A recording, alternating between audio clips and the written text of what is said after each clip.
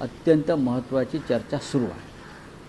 पण देवेंद्र फडणवीस यांनी भाजपच्या केंद्रीय समितीमध्ये जाणं किंवा त्यांची वर्णी लावली, याकडे तुम्ही कसं पाहता? मी तुम्हाला वारंवार म्हटलं आहे, त्यांना केंद्रात जावं लागेल.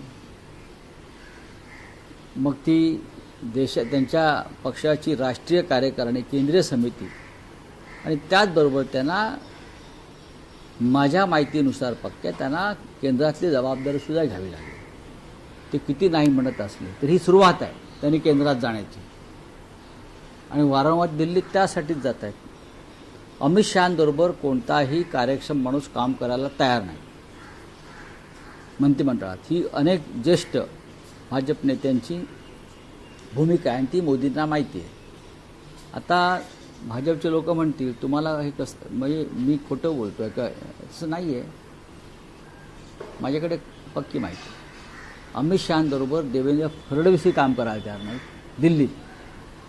इतर काही प्रमुख नेते जे आहेत भाजपचे त्यांनीही अमित शहांबरोबर काम करायला नकार दिला.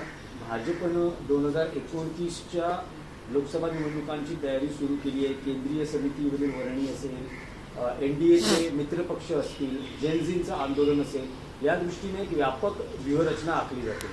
इंडिया अलायन्सची साधारण 2 महिन्यापूर्वी बैठक पार पडली. असं ठरलं होतं की हैदराबादमध्ये 13 ऑगस्टला बैठक पार पडेल इंडिया अलायन्सची.